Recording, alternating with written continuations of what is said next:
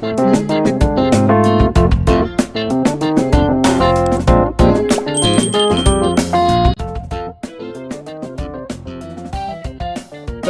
5181. Ang Endless Plane ay sumanib sa isang bagong eroplano, at ang kanilang potensyal sa hinaharap ay lumitaw na napakalaking.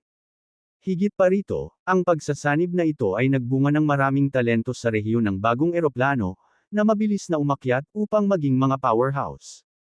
Ito ay hindi may iwasang pumukaw ng maraming kontrobersya at kaguluhan sa Endless, na hindi ang gustong makita ni James. Dahil ang Endless Plane ay sumanib sa isa pang eroplano, hahanapin ko ang genesis ng bagong eroplano at ibibigay ko ito sa iyo para sa refinement. Pagkatapos, magkakaroon ka ng control sa bagong Endless Plane. Oo naman, sagot ni Thea nang hindi nag-iisip. Pagkatapos, idinagdag niya, gayunpaman, maraming mga talento at powerhouses sa human race ngayon. Hindi naman kailangang maging ako. Ang Hetzema Kaden mula sa Orstellan sect ay isang mahusay na pagpipilian. Pagkatapos mong umalis, ang kanyang cultivation base ay tumaas, at naabot na niya ang Chaos Completer rank. Wala akong tiwala sa kanya, sabi ni James, bahagyang umiling. Wala kang tiwala sa anak mo. Inilibot ni Thea ang kanyang mga mata. Lumapit si James para yakapin si Thea, sinabing, ikaw lang ang pinagkakatiwalaan ko. Sige, sige. Ngumiti si Thea at nagtanong, so, bumalik ka para sabihin sa akin ang lahat ng ito. Kailan ka ulit aalis? Nasaklo ko na ang karamihan sa kailangan kong gawin. Hindi ako magtatagal sa Endless. Marahil isang panahon sa karamihan. Pagkatapos nito, aalis ako at maghahanap ng mga magagandang talento upang sanayin bilang mga disipulo. Si James ay gumugol ng ilang oras kasama si Thea, na ipinahayag ang kanyang pag-asa para kay Endless at ang kanyang pagnanais na alagaan ito sa isang napakalaking eroplano. Gayunpaman, mahigpit niyang binantayan ang sekreto ng pagkakakilanlan ng kanyang nakaraang buhay. Pagkatapos, umalis si James patungo sa bagong pinagsamang eroplano upang hanapin ang simula nito. Sa kanyang kasalukuyang lakas at mga alaala ng kanyang nakaraang buhay, madali itong mahanap.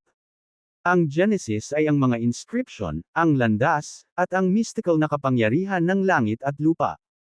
Di nagtagal, natagpuan ni James ang simula ng bagong eroplano, na ipinakita bilang isang sinag ng liwanag na nilikha ng 5 misteryosong inscription. Matapos kolektahin ang liwanag, pumasok si James sa pag-iisa. Pinagkadalubhasaan niya ang Genesis Path Scripture, na nagtataglay ng mga talaan ng Genesis Path ng maraming eroplano. Dahil dito, madali niyang naintindihan ang Genesis Path ng bagong eroplano. Pinagsama rin niya ito sa Endless Light, ang Genesis ng Endless Plane, na bumubuo ng kumpletong Genesis para sa bagong eroplano. Nang magkaroon ng ganitong pananaw, natagpuan ni James si Thea at dinala siya sa lugar ng kapanganakan ng pinagmulan ng bagong eroplano. May nakatayong 5 bundok na nilikha ng mystical inscriptions. Sila ay tumingin kahanga-hanga. Nagpatawag si James ng 5 beam ng Genesis Lights, bawat isa ay tumutugma sa isa sa mga taluktok. Thea, dito ka mag-iisa. Kapag napino mo na ang 5 sinag ng Genesis Lights, ito ay katumbas ng pagpino sa 5 espiritual na bundok na ito. Pagkatapos, magkakaroon ka ng kontrol sa lahat ng path sa bagong eroplanong ito at magiging Endless Lord ng bagong eroplano, sabi ni James. Upang mailigtas ang oras ni Thea, ipinaliwanag niya ng detalyado kung paano mauunawaan ang 5 Genesis Paths na ito. Sa kanyang paggabay, naging mas simple ang gawain ni Thea. Gayunpaman, mangangailangan pa rin ito ng mahabang panahon para makaalis siya mula sa kanyang pag-iisa. Thea, mag-concentrate ka sa cultivation mo. Aalis na ako. Kapag na-control mo na ang eroplanong ito at kung gusto mo akong hanapin sa Central Plane, maaari mong ipagkatiwala ang bagong Endless Plane sa isang taong pinagkakatiwalaan mo. Umalangaw-ngaw ang boses ni James sa mystical area, unti-unting lumiliit hanggang sa tuluyang nawala. Kabanata 5182.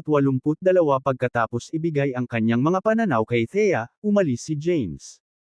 Nilalayo niyang pumili at alagaan ang mga mahuhusay na nilalang na nabubuhay. Ang orihinal na Endless Plane ay mayroon ng ilang natatanging talento. Habang natuklasan ng iba pang mga eroplano, ang mga powerhouse ay sumalakay at bawiin ang mga ito, na ginagabayan ang mga buhay na nilalang ng mga eroplanong iyon sa paglilinang. Gayunpaman, ang endless plane ay hindi sumailalim sa prosesong ito. Sa halip, humarap ito sa mga labanan. Ang mga buhay na nilalang ng endless ay maaaring magpatuloy sa paggalugad at paglinang.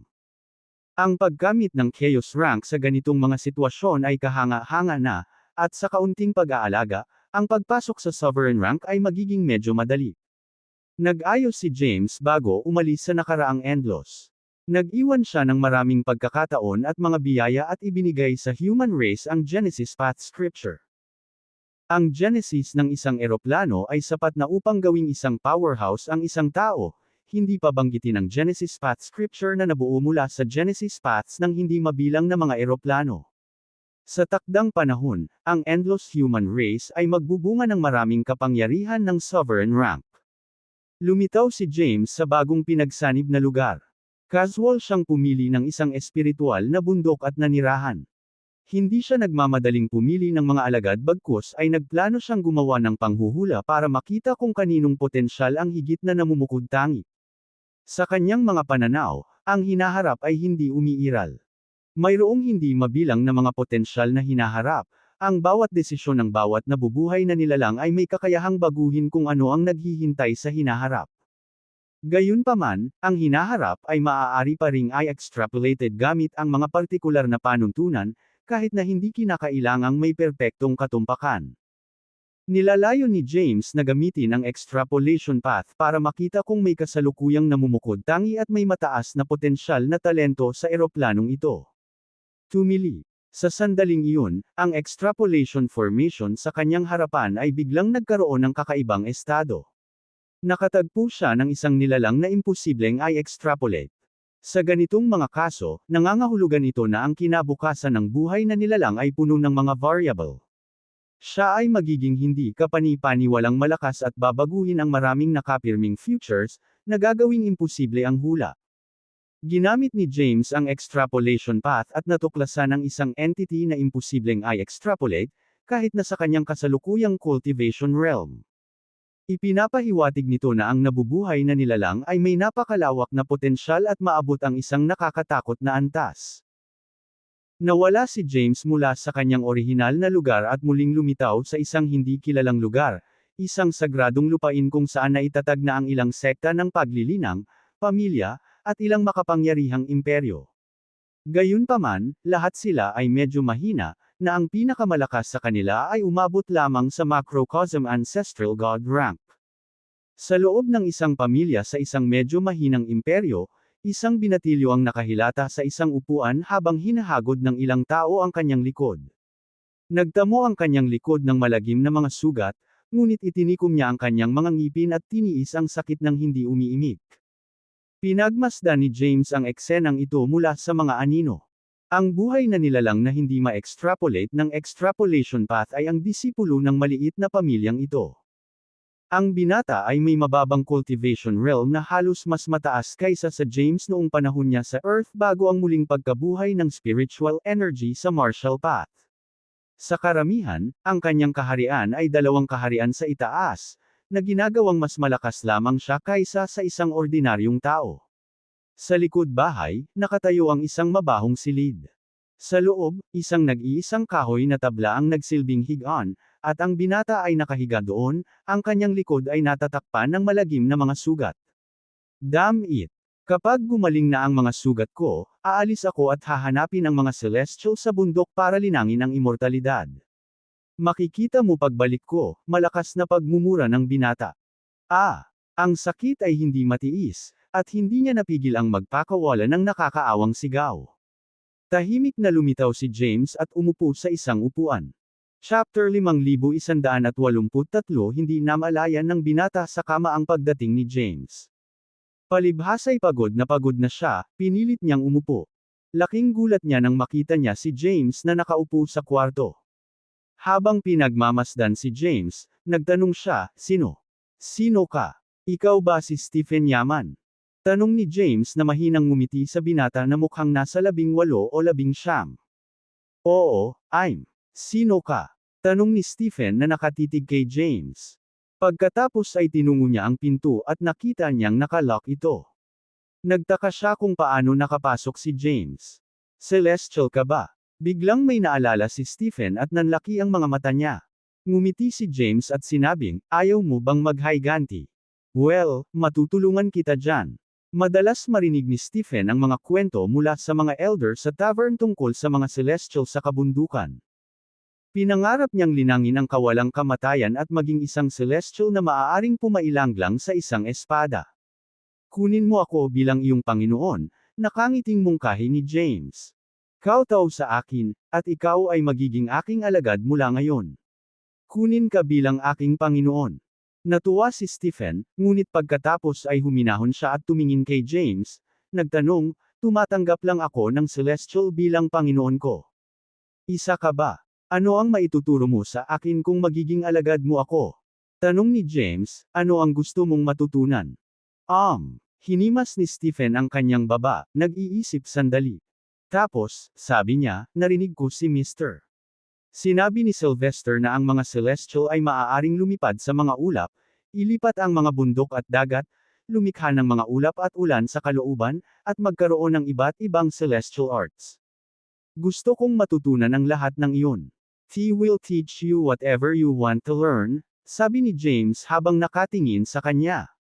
Talaga. Lumiwanag sa tuwa ang mukha ni Stephen. Oo, sagot ni James. Lumuhod si Stephen at yumuko ng ilang beses, malakas na sinabi, Guro, mangyaring tanggapin ang aking kowtow. Sige, bumangon ka na, sabi ni James, bahagyang ibinaba ang kanyang kamay. Tumayo si Stephen, at tiningnan siya ni James ng may kasiyahan. Gayunpaman, ang hindi niya inaasahan ay sa loob lamang ng ilang taon, si Stephen ay magiging isa sa mga pinakakakilakilabot na powerhouse sa hindi mabilang na mga eroplano. Kung hindi siya kinuha ni James bilang isang alagad ngayon, ang kinabukasan ni Stephen ay napuno ng kapahamakan. Come with me, sabi ni James at casual na ikanaway ang kanyang kamay, na lumikha ng kapangyarihan na bumalot kay Stephen at inilayo siya. Sa sumunod na sandali, nagpakita sila sa espiritual na bundok kung saan nanunuluyan si James. Nag-iba ang tanawin sa isang kisap mata, na ikinagulat ni Stephen. Bakas sa mukha niya ang pagtataka habang nagtanong, saan? Saan tayo, guro? Sumagot si James, mula ngayon, dito ka na maglilinang. Nagtanong si Stephen, gaano kalayo ang lugar na ito mula sa Sun Dragon City? Ngumiti si James at sinabing, malayo ito sa hindi mabilang na universo. Napatulala si Stephen, napaupo sa lupa na may hitsura ng kawalan ng pag-asa. Nako, hindi na ako makakabalik. May Zoxa, hindi na kita makikita. Nang makita ang kanyang reaksyon, tiniyak siya ni James, pwede kang bumalik anumang oras kung gusto mo. Bibigyan lang kita ng gabay para sa isang panahon. Sa panahong ito, ang iyong pag-unlad ay nakasalalay sa iyong sariling mga kabutihan. Nang marinig ito, tumayo si Stephen, mukhang naguguluhan, at nagtanong, gaano katagal ang isang panahon? Ipinaliwanag ni James, 49 na bilyong taon. Natulala si Stephen. 49 bilyong taon. Mabubuhay ba ako ng ganoon katagal? Kabanata 5184 na kinuha ni James si Esteban bilang kanyang alagad, at si Esteban ay nagpakita ng kahanga-hangang pananaw, na mabilis na sumulong sa kanyang paglilinang. Si James ay nanirahan sa lugar para sa isang panahon, kung saan ginabayan niya si Esteban sa iba't ibang mga turo at pagkakataon. Pagkatapos lamang ng isang panahon, naabot ni Stephen ang Celestial Ancestor rank. Bagamat mukhang mahina ang ranggo na ito, kapansin-pansin na maaabot niya ito sa maikling panahon. Makalipas ang isang panahon, umalis si James. Ang kinabukasan ng paglago ni Stephen ay nakasalalay sa kanyang sariling pagsisikap. Sa labas ng Endless Plain, James, Gaius, Virgin, King Marcy Ice, isang sinaunang clan. Cell, maaaring hindi gaanong mahalaga ang pagkamatay ng isang disipulo, ngunit ang kahihiyan na ginawa ng sinaunang angkan ay isang mahalagang issue. Kung ang balitang ito ay spread, hindi mabilang na mga eroplano ang tatawanan sila. Host ay ikawalong antas ng eroplano na may maraming powerhouse at marahil kahit ilang celestial rank powerhouses. Bahagyang tumango si Gaius at sinabing, ang napakaraming supernatural signature skills na iniwan ni Mr. Ang Kaidan sa Endlos ay sapat na upang magbunga ng ilang celestial rank powerhouses. Gayunpaman, hindi tiyak kung gaano karaming mga nabubuhay na nilalang ang makakarating sa ranggo na iyon. Malaki ang naiambag ni James sa Endlos, ngunit ang paglaki nito at ang potensyal ng mga nabubuhay na nilalang sa huli ay nakasalalay sa kanilang sariling mga biyaya. Mabilis silang umalis sa Endlos, papasok sa malawak na madilim na mundo. Sa kanilang paglalakbay patungo sa Central Plain, kung saan matatagpuan ang Jew Academy, nagpahinga sila para sa paglilinang at tinalakay ang mga landas, martial arts, at sikretong supernatural arts. Naabsorb din nila ang mga Empyrean herbs na nakuha nila sa kanilang pagsalakay sa Immortal Mountain ng Ancient Clan. Ang 5 sa kanila ay nakakuha ng maraming Empyrean herbs, na nagpapahintulot sa kanila na umaban sa isang maliit na kaharian. Nagtanim sila habang naglalakbay. Lumipas ang ilang panahon sa isang kisap mata, at narating na nila ang pangunahing lugar ng Central Plain, hindi kalayuan sa Jew Academy. Gayunpaman, ito ay higit sa 1,000 panahon bago ang pagtatasa ng mga disipulo sa akademya. Sa halip na umalis, naghanap sila ng lugar na paglilinang. Maraming panahon ang lumipas bago natuklasan ng Ancient Clan's Immortal Mountain ang pagkamatay ni Brett. Maraming mga powerhouse ang nagtipon sa pangunahing bulwagan ng Immortal Mountain ng Ancient Clan. Galit na sinabi ng isang elder, Damn-it. Alam nilang malinaw na naka-display ang emblem ng ating Ancient Clan sa lumilipad nating battleship, pero naglakas loob pa rin silang atakihin ito. Ito ay isang malinaw na insulto sa amin. Mahusay na elder, ito ay isang pambihirang bagay, komento ng isa pang elder. Hindi pa naganap ang ganoong insidente simula nang itatag ang ating Immortal Mountain. Naniniwala ako na dapat nating hilingin sa ating clan leader na personal na mag-imbestiga. Ang pag-atake sa hukbo ng Ancient Clan ay isang bihirang pangyayari, ngunit nangyari na ito ngayon. Bagamat ilan lamang sa mga hindi kilalang disipulo at hindi mahalagang mga sundalo ang namatay, ito ay nagdulot pa rin ng problema para sa sinaunang angkan. Ang pagkamatay ng isang disipulo ay maaaring hindi gaanong mahalaga, ngunit ang kahihiyang nadama ng sinaunang angkan ay isang makabuluhang isyu. Kung ang balitang ito ay kumalat, hindi mabilang na mga eroplano ang tutuya sa kanila. Kabanata 5185, makikita natin ang clan leader ng personal, sabi ng Great Elder bago umalis. Sa isa sa mga espiritual na bundok ng Ancient Clan's Immortal Mountain, isang nakakatakot na katahimikan ang namayani sa isang lupain na walang mga alagad. Sa harap ng isang talon sa likod ng bundok, isang lalaki ang nakaupo sa isang lotus na posisyon. Mukhang nasa early 20s siya, nakasuot ng puting robe, at may gwapo at kahanga-hangang kilos. Ang taong ito ay isa sa mga pinakakakilabot na powerhouse sa hindi mabilang na mga eroplano. Siya ay nagmula sa isang pang-9 na antas ng eroplano at ang Panginoon ng isang naturang eroplano. Umakyat siya mula sa ika-9 na antas ng eroplano at itinatag ang Immortal Mountain sa Central Plain, na ginagawa itong isa sa 10 pangunahing kapangyarihan sa rehiyon. Dumating ang dakilang elder ng Ancient Clan at magalang na nagulat, leader ng clan, ang hukbo na ipinadala upang hanapin ang mga halamang Empyrean ay Nalipol. Oh! Hindi napigil ang mapabulalas ng lalaking nakaputing roba. Pagkatapos, sumili ang isang matengkad na ngiti sa kanyang mukha habang mahinang magsalita, nakakatuwa. Hindi na mabilang na edad mula nang may nang-ahas na hamunin ang Ancient Clan. Mukhang kailangan nating gumawa ng gulo. Gusto kong malaman kung sino ang may lakas ng loob na umatake sa hukbo ng aming angkan. Tumayo ang lalaki, nag-inat ng tamad, at sinabing, sabihin mo sa akin ang mga detalye. Ako mismo ang mag-iimbestiga. Sige. Ipinarating ng dakilang elder ang lahat ng magagamit na impormasyon tungkol sa bagay na ito. Matapos malaman ng mga pahiwatig, nawala si Fabrizio at nagtungo sa lokasyon kung saan huling nawala ang aura ni Brett. Pagdating, nakaramdam siya ng kakaibang aura, at unti-unting napatili ang kanyang ngiti. Kumunot ang noo niya at sinabing, anong nangyayari? Bakit may aura ng Genesis Path Scripture dito? Hindi kaya siya namatay at bumalik. Pagkatapos, sinubukan ni Fabrizio na gamitin ang kanyang supernatural power upang muling likhain ang eksena sa lugar. Gayunpaman, ang spatial dito ay nag-ambala, na naging imposible para sa kanya na muling likhain ang eksena. Ang tanging nakikita niya ay ilang magulong spatial disturbances, kasama ang lahat ng iba pa na hindi nakikita. Hindi nakita ni Fabrizio kung ano ang sanhi ng pagkamatay ni Brett.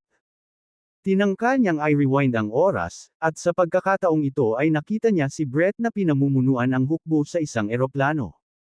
Bago pumasok sa eroplano, nakasalubong nila ang mga patrol ng eroplano. Nakikita niya ang lahat maliban sa kung sino ang pumatay kay Brett. Ni hindi niya moari ang eroplano na dapat ay nasa lugar na ito. Walang naiwan maliban sa aura ng Genesis Path Scripture. Siya lang ang nagtataglay ng Genesis Path Scripture sa hindi mabilang na mga eroplano, sabi ni Fabrizio na may time na ekspresyon. Hindi na mabilang ang mga edad mula nang magpakita siya ng ganoong kaseryosohan. Bumalik na ba talaga siya? Kung talagang babalik ang dating Panginoong Supremos, ito ay maaaring magdulot ng kaguluhan sa hindi mabilang na mga eroplano, bulong ni Fabrizio at mabilis na umalis. Kailangan niyang pag-usapan ang bagay na ito sa isang tao dahil sa kalubhaan nito. Dumating siya sa isang sinaunang Orthodox sa Central Plain. Ano? Bulalas ng isang nasa katanghaliang gulang na lalaki nang marinig ang mga salita ni Fabrizio. Imposible talaga yun. Napakaraming powerhouse ang kumubkob kay Lord Supremo sa labanang iyon. Siya ay lubos na nawasak. Imposibleng buhay pa siya. Hindi rin ako makapaniwala, sabi ni Fabrizio na may time na ekspresyon. Ang isa sa mga hukbo ng aming angkan ay Nolly Paul, at wala akong mahanap na anumang mga palatandaan sa aking pagsisiyasat. Naramdaman ko lang ang natitirang kapangyarihan ng Genesis Path Scripture sa lugar na iyon. Sa hindi mabilang na mga eroplano, tanging ang dating Panginoong Supremos, si James, ang nagmamay-ari nito. Baka magbago ang mundong ito. Walang dapat ikatakot. Kung maaari nating patayin siya ng isang beses, tiyak na magagawa natin itong muli. Kung siya ay maglakas loob na lumitaw, ginagarantiya namin na siya ay magiging isang tumpok ng mga buto. Nagdulot ng kaguluhan ang hitsura ng nagtatag ng Supremacium. Siyempre, ang mga ordinaryong nabubuhay na nilalang ay nanatiling walang kamalayan tungkol dito. Tanging ang mga top-tier powerhouses na minsang pumatay kay James ang nakakaalam. Napuno sila ng pagkabalisa dahil si James ay nakatago sa mga anino. Sa one-on-one na labanan, walang makakapantay sa kanya. Nakatago sa kadiliman, si James ay may kapangyarihang alisin sila isa-isa. Ang isang pangkat ng mga top-tier na powerhouse ay nakatayo sa tuktok ng mga eroplano, nagtipon upang talakayin ang kanilang diskarte. Pagkatapos ng masusing pag-uusap, nagpasya silang manatiling nakikipag-ugnayan at magsanib puwersa kung si James ay maglakas loob na ihayag ang kanyang sarili, muli na sinubukang talunin siya. Sa sandaling ito, narating na ni James ang isang espiritual na bundok na hindi kalayuan sa Jew Academy. Inupahan niya ang espiritual na bundok na ito sa isang tiyak na halaga, ginamit ito bilang pansamantalang lugar. Pagdating sa Central Plain, hindi ginamit ni James ang kanyang sariling pangalan at bahagyang binago ang kanyang hitsura, na ginamit ang alias na 49. Ang dahilan naman, hindi nagtanong si Gaius at ang iba pa. Nakaupo si James sa isang lotus na posisyon sa likod ng pangunahing tuktok ng espiritual na bundok. Siya ay gumugol ng hindi mabilang na mga panahon sa paglilinang dito, hinihigop ang mga Empyrean herbs upang pinuhin ang kanyang lakas at sabay na linangin ang kanyang hinaharap na anyo. Ang kanyang hinaharap na anyo ay muling nakipagsapalaran sa hinaharap. Ang konsepto ng hinaharap ay isang likha lamang ni James gamit ang ilang mga patakaran na nahawakan niya. Walang tunay na kinabukasan, o maaaring sabihin ng isang tao na mayroong hindi mabilang na mga potensyal na hinaharap. Ang kanyang anyo sa hinaharap ay napunta sa isang partikular na hinaharap o patuloy na naglilinang doon, ipinatawag lamang pabalik kapag kinakailangan. Sa sandaling ito, lumakas ang kanyang aura. Boom! Ang kanyang panloob na aura ay sumabog, pumailanglang sa langit. Binabati kita sa iyong tagumpay, James, ang pahayag ni Haring Marcy Ice. Medyo stable na. Kanina pa tayo nasa ikatlong ranggo, ngayon ka lang nakalusot. Inalis ni James ang kanyang aura, tumayo, at naglakad patungo sa iilang tao sa dikalayuan. Casual siyang nagpatawag ng ilang mesa at upuan, pagkatapos ay kumuha ng tribulation liquid para inumin. Halos maubos na namin ang lahat ng Empyrean herbs mula sa hukbo ng Ancient Clan sa aming mga pagsalakay kamakailan. Kung wala ang tulong ng mga halamang ito, mahirap para sa atin na isulong ang ating kaharian. We'll have to figure out ways to acquire more Empyrean herbs, sabi ni James habang sinisipsip ang likido. Inikot niya ang kanyang mga mata habang iniisip kung saan kukuha ng Empyrean herbs. Huwag tayong magmadali, sabi ni Taran. Ngayong nasa Central Plain na tayo, at ito ay isang high-class na lugar. Malamang na maraming bihirang Empyrean herbs. Bukod, mayroong hindi mabilang na mga eroplano upang galugarin. Maglaan tayo ng oras. Maaari pa tayong magplano pagkatapos maging mga disipulo ng Jew Academy. Good point, tumanggo si James. Sinabi ni Haring Marcy Ice, James, bakit kailangan nating sumali sa Jew Academy gayong marami pang puwersa sa Central Plain? Bukod dito, sa ating lakas, hindi naman natin kailangang sumanib sa anumang puwersa. Maaari kaming makipagsapalaran sa aming sarili o kahit na magtatag ng aming sariling puwersa. Ngumiti si James at nagpaliwanag, bagaman ang Jew Academy ay maaaring hindi ang pinakamakapangyarihan, ang network ng mga koneksyon nito ay malakas. Ang pagsali sa akademya ay ang unang hakbang lamang. Ang layunin ko ay kontrolin ang akademya at maging pinuno nito. Bagamat maaaring ito ay mahirap, ang pagkontrol sa Jew Academy ay magbibigay ng akses sa maraming mapagkukunan, na ginagawang mas madali upang mabawi ang kanyang pinakamataas. Bukod pa rito, kapag nakontrol na niya ang akademya, maaari niyang gamitin ang malawak nitong network ng mga koneksyon. Nang marinig ang ambisyosong plano ni James, ang iba ay saglit na natigilan ngunit hindi na nagsalita pa. Tumayo si James at sinabi, kung isa sa alang-alang ang oras, magsisimula na ang recruitment ng Jew Academy ng mga bagong disipulo. Umalis muna tayo dito. Pagkatapos tumayo, inalis ni James ang kanyang hinaharap na anyo, at ang grupo ay umalis sa espiritual na bundok upang magtungo sa universo kung saan matatagpuan ang Jew Academy. Maya-maya pa ay nakarating na sila sa kanilang destinasyon. Gayunpaman, ang kawalan sa labas ng universo ay napuno ng maraming buhay na nilalang na pinipigilan na makapasok sa Jew Universe kung saan matatagpuan ang akademya. Isang porma sayon ang naitatag sa sansinukob na ito. Walang buhay na nilalang ang makapasok ng walang pahintulot. Maraming mga sipi ang nabuksan sa loob ng pormasyong ito, bawat isa ay binabantayan ng mga disipulo ng Jew Academy. Ang mga nagpakita lamang ng invitation card at nakapasa sa inspection ang pinayagang makapasok. Goodness, napakaraming nabubuhay na nilalang dyan, sabi ni Haring Marcy Ice habang nakatingin sa maraming powerhouse sa paligid. Ang mga ito ay bahagi lamang ng mga nabubuhay na nilalang na nakikilahok sa pagtatasa.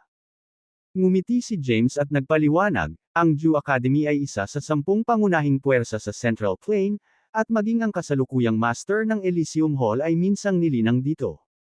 Ang akademya ay nagre-recruit ng mga disipulo sa publiko sa kumperensya ng hindi mabilang na mga eroplano. Ito ay umaakit sa hindi mabilang na mga buhay na nilalang mula sa lahat ng dako upang lumahok. Maging ang mga powerhouse mula sa ilang dakilang pamilya, sekta, at puwersa sa Central Plain ay nagpadala ng kanilang mga alagad dito upang linangin. Lumingalinga si Gaius sa paligid, pinagmamasdan ng napakaraming buhay na nilalang. Bagamat ang karamihan ay hindi gaanong makapangyarihan, ang karamihan ay nasa Chaos rank, na iilan lamang ang nakaabot sa Sovereign rank.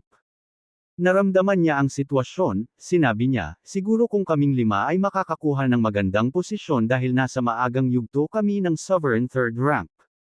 Ito ay magiging matigas. Umiling si James. Habang ang Jew Academy ay nag-aalok ng malaking gantimpala, ang ibig sabihin nito ay mas mababa sa mga nangungunang puwersa.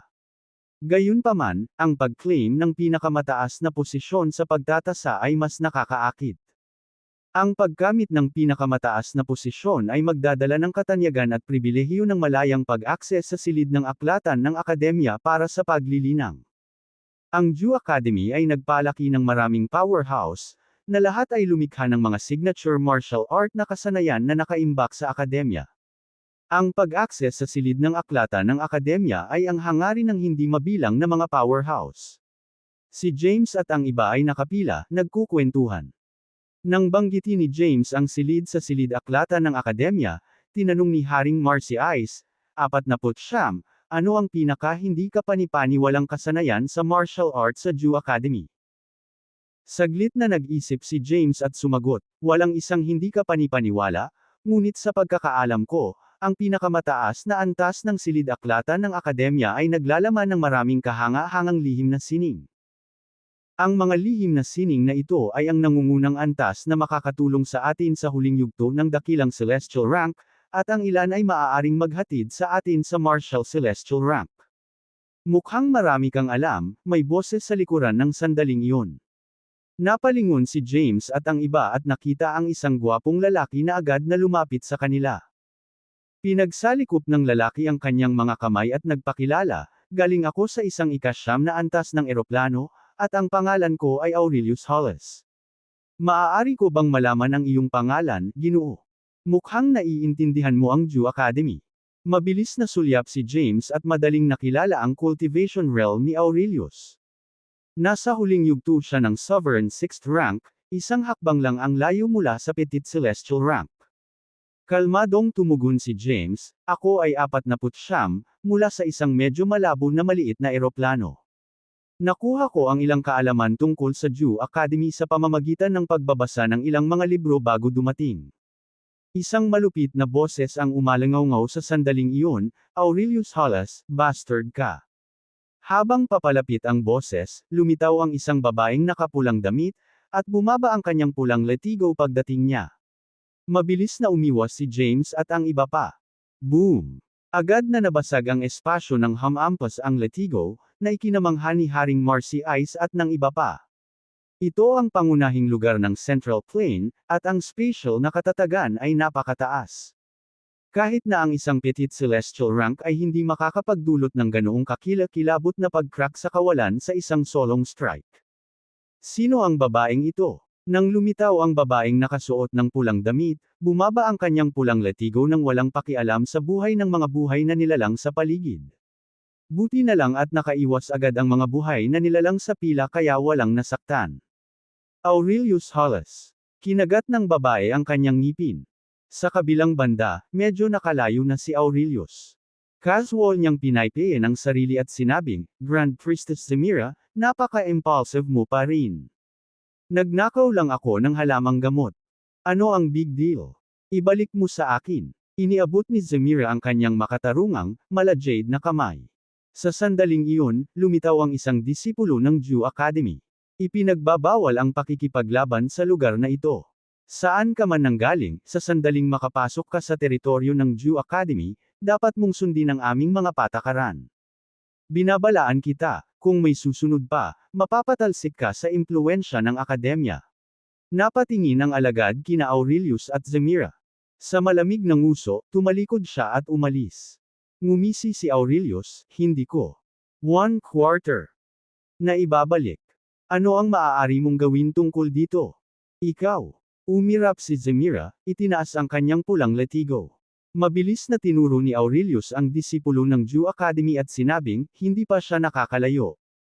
Ano ang gusto mong gawin? Gusto mo bang mapatalsik sa impluwensya ng Jew Academy? Damn! Napatapak ni Zemira ang paa sa frustration. Tahimik na pinanood ni James at ng iba pa ang eksena. Bamulong si Taran, saan sila galing? Bakit sila mayabang, nangangahas na lumaban sa labas ng Jew Academy? Sumagot si James sa mahinahong tono, hindi ko alam ang kanilang pinanggalingan, ngunit sinasabi ni Aurelius na nagmula siya sa isang ika-9 na antas ng eroplano, posibleng mga supling ng ilang malaking shot mula sa eroplanong iyon. Para kay Zemira, malamang na malaki ang kanyang background. Ang kanyang letigo ay isang napakahalagang kayamanan, kahit na inuri bilang isang Great Celestial Rank weapon. Nang marinig na ito ay isang Great Celestial Rank na sandata, ang mga mata ni Taran ay kumikinang sa kasakiman. Mag-ingat ka. Huwag kang manggulo, babala ni James sa mahinang boses. Ang sinumang maaaring pumunta dito at maglakas loob na kumilos ay tiyak na hindi simple. Ang alagad ng Jew Academy na lumitaw kanina ay nasa Petit Celestial rank at parang nakilala ang dalawang ito. Nagbigay lang siya ng babala. Kung tayo ang nagpasimuno ng away dito, malamang na-expel na tayo ngayon. Tumingin si Aurelius kay Zemira na may mapang-asar na ekspresyon, saka naglakad papunta kay James. Humalaklak siya at sinabing, galing din siya sa ika-9 na antas ng eroplano, at ang kanyang ama ay isang Panginoon ng isa sa mga eroplanong iyon. Narinig mo na siguro ang pangalan niya. Oh, sinulyapan ni James si Aurelius. Sa pagkakaalam niya, mayroon lamang isang 10th level na eroplano at 8 9th level na eroplano sa hindi mabilang na mga eroplano. 7 sa 8 ang gumawa ng aksyon laban sa kanya noong nakaraang buhay niya. Ngumiti si Aurelius at sinabing, ang ama ni Zemira ay walang iba kundi ang kilalang Seamus Quirk. Seamus Quirk. Nagsalubong ang kilay ni James. Sa kanyang pagkakaalam, walang binanggit na isang figure na nagngangalang Seamus sa mga Panginoon ng ika-9 na antas ng eroplano. Marahil ay lumitaw ang ilang mga bagong eroplano sa ika-9 na antas sa panahon ng kanyang muling pagkakatawang tao. Matagal nang wala si James, at ang kasalukuyang kalagayan ng hindi mabilang na mga eroplano at ng Central Plane ay banyaga sa kanya. Nagplano siyang maglaan ng oras upang malaman ang tungkol sa kasalukuyang kalagayan ng hindi mabilang na mga eroplano at ng Central Plane. Nakangiting umalis si Aurelius, at si Zemira ay pumila ng hindi na nagpatuloy. Nang makaalis na silang dalawa, hindi napigilan ni Haring Marcy Ice ang sinabi, medyo malakas si Aurelius.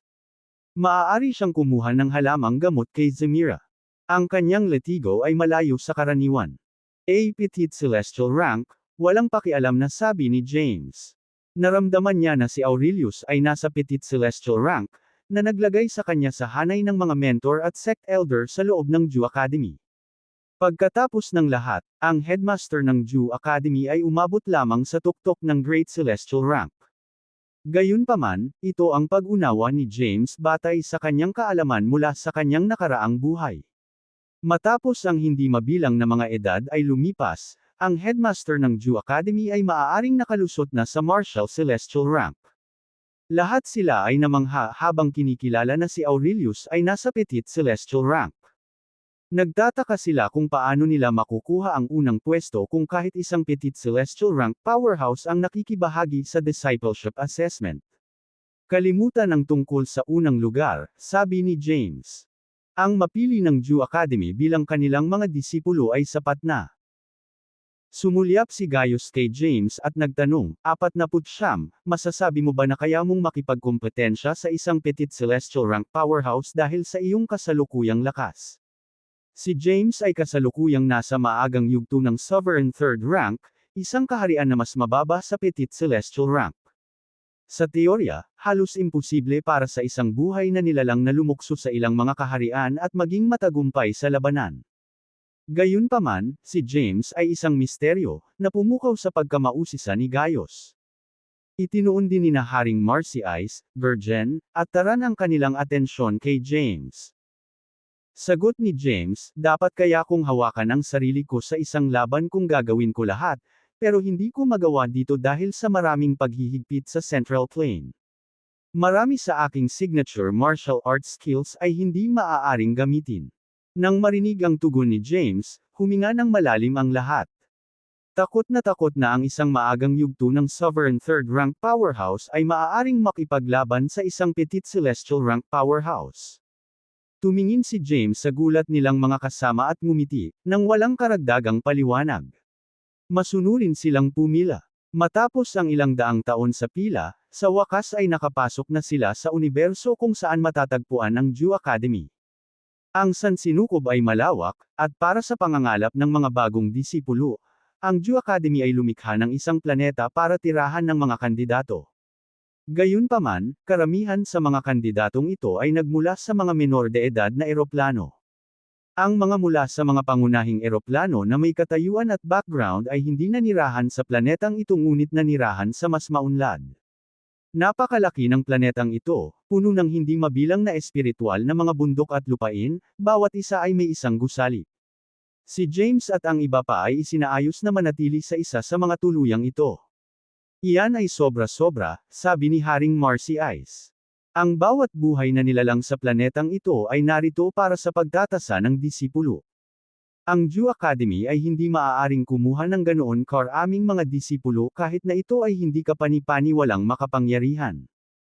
Ang paggamit ng pagkilala at pagiging isang disipulo ay kapansin-pansin na. Ito ang nakakatakot na aspeto ng Jew Academy, paliwanag ni James.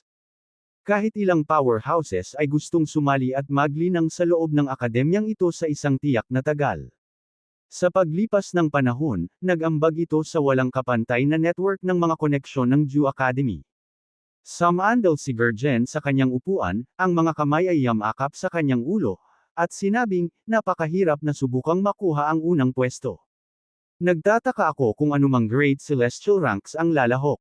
Magiging kawili-wili kung sumali sila sa pagtatasa. Sabi ni James, malamang na hindi makadalo ang sinuman sa Great Celestial Rank. Ang Jew Academy ay magbibigay ng paggalang sa Great Celestial Rank powerhouses, at hindi sila kakailanganing lumahok sa assessment. Sa katunayan, maaari silang humawak ng posisyon ng isang elder sa loob ng akademya. Ang parehong prinsipyo ay naaangkop sa mga nasa Petite Celestial Rank.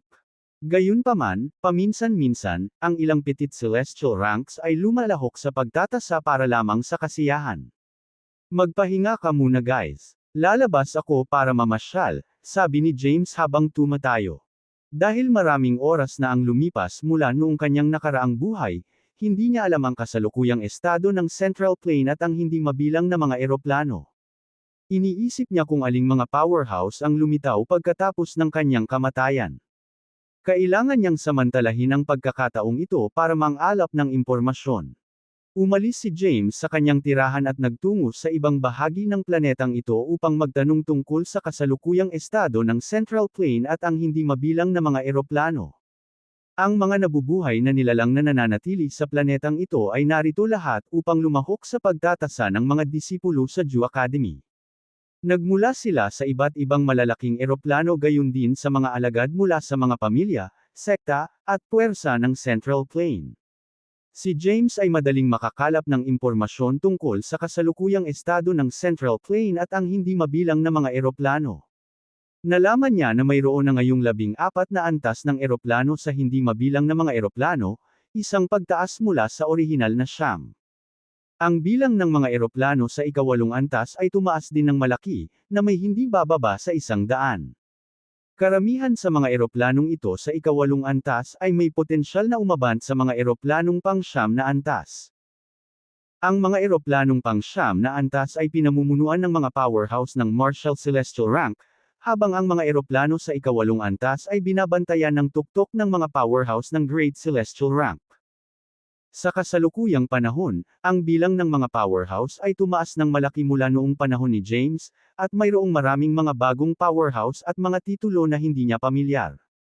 Matapos makakuha ng magaspang na pag-unawa sa kasalukuyang sitwasyon, bumalik si James sa kanyang tinutuluyan. Hindi pa nagsisimula ang pangangalap ng mga bagong disipulo ng Jew Academy. Pinili ni James na hintayin ang pagsisimula ng recruitment sa kanyang tirahan. Lumipas ang oras, at dumating na ang araw para sa pangangalap ng mga bagong alagad. Ang planeta ay abala sa hindi mabilang na mga buhay na nilalang na nagtipon sa labas upang saksihan ang isang engranding espiritual na bundok sa di-kalayuan. Swish! Isang maningning na sinag ng liwanag ang bumungad sa kalangitan mula sa espiritual na bundok, na nag-uugnay sa anyo ng isang elder na may kulay abong damit. Siya ay hindi mukhang partikular na matanda, ngunit ang kanyang buhok ay naging ganap na kulay abo. Welcome to the Jew Academy, fellow cultivators, isang boses ang umalangaw-ngaw sa buong universo. Si James at ang iba ay nakatayo sa looban. Siya ba ang punong guro ng Jew Academy? Tanong ni Gaius. Tumango si James at sinabing, oo, siya ang punong guro, si Zimmel Conthipos. Dati siyang powerhouse sa tuktok ng Great Celestial Rank at nakalusot na sa Martial Celestial Rank. Ang kanyang kasalukuyang cultivation realm ay nasa huling yugto ng Martial Celestial Rank. Pagkatapos magtanong, nalaman ni James na umabant si Zimmel sa huling yugto ng Martial Celestial Rank. Halos lahat ng nabubuhay na nilalang sa sansinukob na ito ay nakatuon sa Zimmel. Ang boses ni Zimmel ay patuloy na umalangaw-ngaw sa buong universo. Panahon na para sa pangangalap ng mga bagong alagad ng Jew Academy. Ang akademya ay nagpadala ng maraming imbitasyon sa mga buhay na nilalang mula sa iba't ibang eroplano. Ayon sa mga alituntunin na itinatag namin ng maaga, ang bawat eroplano ay magkakaroon lamang ng isang buhay na nilalang na maaaring maging disipulo ng aming akademya. Gayunpaman, gusto naming mag-recruit ng mas maraming talento. Hanggat may hawak na imbitasyon ang isang eroplano, maaari kang bumuo ng mga koponan kasama ang iba pang mga nilalang mula sa iyong eroplano at lumahok sa pagtatasa. Walang limitasyon sa bilang ng mga nabubuhay na nilalang sa bawat koponan. Umalangaw-ngaw ang boses ni Zimmel sa buong universo. Ang hindi mabilang na mga buhay na nilalang ay nakinig ng mabuti, sabik na malaman ang mga patakaran ng pagtatasa na ito. Para sa aming pagtatasa, pinapayagan ang mga kalahok na bumuo ng mga koponan at magtulungan upang malutas ang iba't ibang mga pagsubok at hamon. Gayunpaman, kung ang alinman sa mga miyembro ng iyong koponan ay tinanggal sa anumang oras sa panahon ng pagtatasa, ang miyembrong iyon ay agad na madi-disqualify sa pagsali sa academy. Ang pagtatasa ay isasagawa sa isang espesyal na kaharian na inihanda namin ng maaga. Sa simula ng aming pagtatasa, ang mga kalahok ay haharap sa 3 pagsubok. Ang mga makakapasa sa lahat ng 3 pagsusulit ay tatanggapin bilang mga alagad na mababa ang ranggo ng Jew Academy. Pagkatapos nito, ang mga kalahok na makakapasa sa susunod na 3 magkakasunod na pagsusulit ay kikilalanin bilang aming mga regular na miyembro. Panghuli ngunit hindi bababasa, ang mga makakumpleto hanggang sa ika-9 na pagsusulit ay magiging kwalipikadong sumali sa Jew Academy bilang aming mga piling miyembro. May kabuuang 9 na pagsubok. Gayunpaman, ang 9 na pagsubok na iyon ay maliit na bahagi lamang ng aming pagtatasa. Upang maging eksakto, ang tunay na pagtatasa ay magsisimula pagkatapos mong makumplito ang 9 na pagsusulit. Pagkatapos makumplito ang 9 na pagsubok, ang mga kalahok ay lilipat sa Zilor Arena at papasok sa Zilor Battle upang labanan ang limitadong mga lugar doon. Ang koponan na magtatagal hanggang sa pinakadulo ng labanan ang mananalo sa unang pwesto sa aming pagtatasa. Sigurado akong alam na ninyong lahat ang kalamangan na dulot ng lugar na iyon. Si James at ang iba pang mga cultivator ay nakinig kay Zimmel nang maikli niyang ipinaliwanag ang mga patakaran ng pagtatasa. Tumingin si Haring Marcy sa iba at ngumisi. Sa tingin mo ba malalampasan mo ang 9 na pagsubok? Sabi ni James, wala kaming ideya kung ano ang 9 na pagsubok na iyon. Gayunpaman, maaari tayong maging karapat-dapat na sumali sa Jew Academy hanggat nakapasa tayo sa unang 3 pagsusulit. Kahit na gawin lang natin itong maging mga alagad na mababa ang ranggo, ginagawa pa rin tayong mga miyembro ng akademya. Nagtanong si Gaius, walang limitasyon sa kung gaano karaming tao ang maaari nilang magkaroon sa isang koponan. Hindi ba titipunin ng ilan sa mga koponan ang lahat ng karampatang magsasaka mula sa kanilang buong eroplano upang sumali sa pagtatasa noon? Tumango si James. Malaki ang posibilidad na mangyari iyon. Karaniwan, ang mga mula sa mga pangunahing eroplano ay nahahati sa ilang mga koponan ayon sa iba't ibang puwersa o organisasyong kinabibilangan nila. Sa kabaligtaran, ang mas maliliit na eroplano ay pipiliin na magsama-sama at magtipon ng pinakamaraming pinakamahuhusay na tao hanggat maaari upang lumahok sa pagtatasa. Lalong nasa sabik si Haring Marcy habang nakikinig sa kanila. Ito ay napakagandang kaganapan. Mayroon kaming mga cultivator mula sa libo-libong eroplano na natipon dito para sa pagtatasa. Hindi na ako makapaghintay na makapasok tayo sa kaharian at ipakita sa iba kung ano ang mayroon tayo. Umaasa ako na makakarating tayo sa isa sa mga nangungunang pwesto sa pagtatapos ng pagtatasa. Ladies and gentlemen, malapit na nating i-unlock ang entrance sa Special Realm. Ang mga gustong lumahok sa pagtatasa ay maaaring pumasok sa kaharian ngayon. Habang umaalingaw-ngaw ang boses ni Zimmel sa kalawakan, lumitaw ang isang napakalaking imahe sa itaas mismo ng planeta kung saan matatagpuan ang Jew Academy. Nakikita ng mga magsasaka ang malalawak at berdeng mga tanawin na ipinapakita sa larawan. Sa sandaling ginawa ang anunsyo, ang ilan sa mga cultivator na naghihintay sa planeta ng Jew Academy ay bumaril sa langit at pumasok kaagad sa kaharian. Unti-unti, ang mga magsasaka na naghihintay sa mga kalapit na planeta ay naglakbay din patungo sa imahe upang makapasok sa kaharian. Ito ay isang kahanga-hangang tanawin habang ang mga kumpol ng mga magsasaka ay pawang patungo sa direksyon ng kaharian. Napabuntong hininga si Haring Marcy ay sa pagkamangha. Ang bilang ng mga magsasaka na nakikilahok ay malamang na lumampas sa trilyon. Ngumiti ng mahina si James. Malapit nang maalis ang karamihan sa kanila. Tinitiyak kong malapit sa 79% ng kabuuang kalahok ang mapipilitang mag-drop out sa unang tatlong pagsusulit. Tara na, hinimok sila ni Taran. Bumangon siya sa himpapawid at nagsimulang lumipad sa direksyon kung saan naruroon ang planeta ng Jew Academy. Mabilis namang sumunod si James at ang iba pa sa likuran niya. Nang tuluyang pumasok sa kaharian ang grupo nila, napagtanto ni James at ng iba pa na nakarating sila sa isang kakaiba, misteryosong espasyo. Walang mahahanap sa espasyong iyon maliban sa iba pang mga magsasaka na nauna sa kanila. Sa gilid ng pader na pinakamalayo kay James, kitang-kita ng lahat na bahagyang kumikinang ang dingding. Ito ay mukhang halos ethereal. Sa isang malapit na pagtingin, ang pader ay nabuo mula sa hindi mabilang na natatanging mga inscription. Ilang mga alagad ng Jew Academy ang lumutang sa hangin sa itaas ng pader ng liwanag na iyon. Lahat sila ay nakasuot ng magkatulad na puting damit na may nakaberd sa kanila ng salitang, Jew. Sa sandaling iyon, ang isa sa mga disipulo ay humakbang pasulong at sinabi, ang unang pagsubok ay napakasimple. Iyong makakalampas sa pader ng liwanag na ito ay magiging kwalipikado para sa susunod na pagsubok.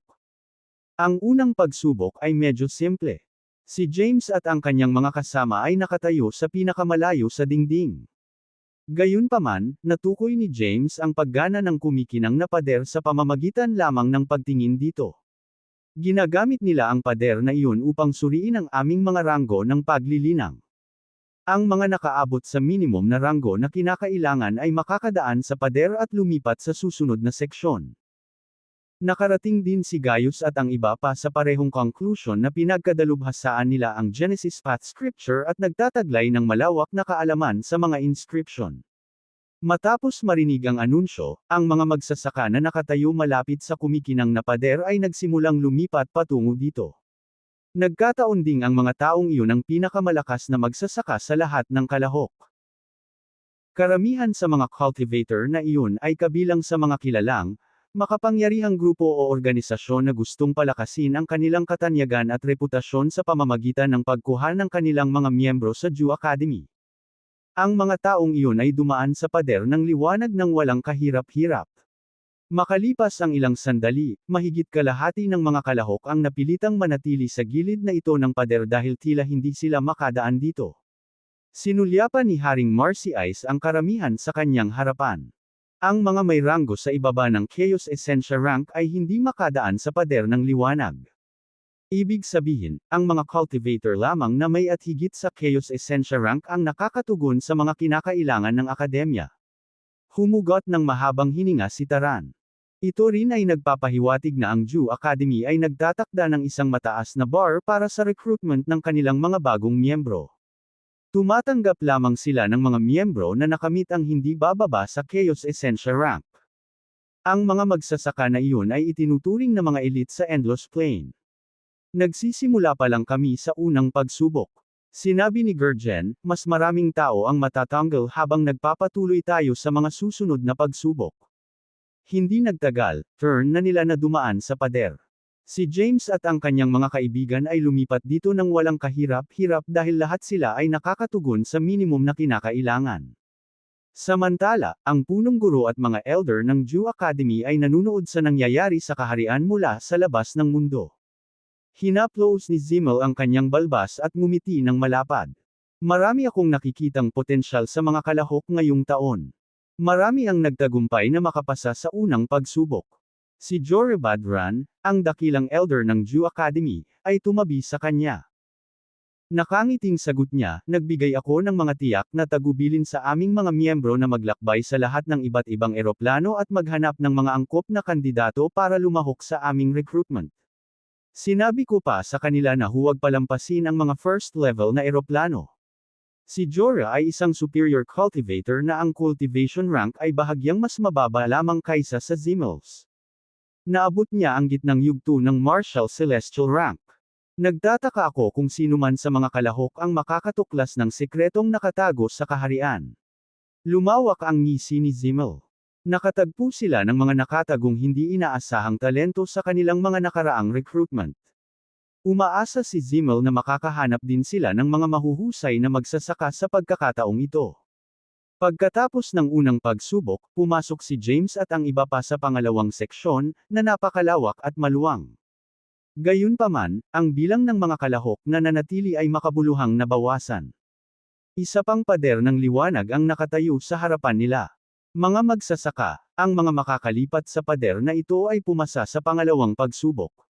Napatingin si Haring Marci sa direksyon ni James. Ano ang sinusubukan nilang subukan sa oras na ito, James? Siya at ang iba ay nakatingin kay James dahil hindi nila matukoy ang function ng pader sa pagkakataong ito.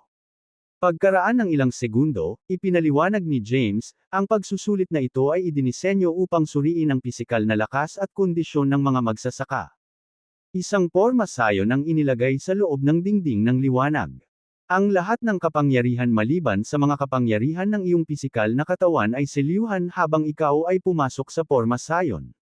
Kailangan nating makayanan ang mga epekto ng porma sayon para makalusot dito. Tumango si Gaius at ang iba pa habang nakikinig kay James. Kabanata 5173. Ang ilan sa mga bahaging nasa harapan ay naglakad patungo sa kumikinang na pader at pumasok sa porma sayon. Agad nilang naramdaman ang matinding pressure na nagtutulak pababa sa kanilang mga katawan. Gayunpaman, halos lahat sa kanila ay walang problemang gumalaw sa porma sayon dahil karamihan sila ay bihasa at may karanasang mga magsasaka. Ang ilang mga cultivators na sinubukang sumunod sa kanila ay hinaranggan sa labas ng pader dahil hindi sila sapat na lakas upang makadaan sa porma sayon. Kapag oras na para kay James at ng kanyang mga miyembro ng koponan na subukan ang pangalawang pagsubok, maaari silang makaramdam ng kakaibang enerhiya sa porma sayon. Tinatakan ng enerhiya ang lahat ng kanilang kapangyarihan kasama ang kapangyarihan ng dugo at kapangyarihan ng kaluluwa. Sabay-sabay, isang napakalaking pressure ang bumaba sa kanila. Sa kabutihang palad, sinanay nila ang kanilang mga katawan upang makamit ang antas ng lakas at kapangyarihan upang tumugma sa kanilang mga ranggo ng culto. Lahat sila ay nagawang dumaan sa porma sayon ng walang sagabal. Nakapasa na tayo sa pangalawang pagsubok. Napangiti si King Marci sa instant na lumabas siya sa porma sayon. Magiging kwalipikado tayo na maging mga disciple na mababa ang ranggo ng Jew Academy kung makapasa din tayo sa susunod na pagsusulit. Tumugon si Taran, dapat nating subukang kumpletuhin ang pinakamaraming pagsubok hanggat kaya natin. Sinabi ni Gurgen, mayroon kaming napakaliit na pagkakataon na manalo sa ilang nangungunang mga lugar sa gayong matinding kompetisyon. Gayunpaman, sa tingin namin ay kaya naming ipasa ang lahat ng siyam na pagsubok at maging elite na miyembro ng Jew Academy. Sumang-ayon si Gaius, sa paghusga sa antas ng kahirapan ng unang dalawang pagsusulit, dapat ay wala tayong isyu sa pagkumpleto sa natitirang 7 pagsubok.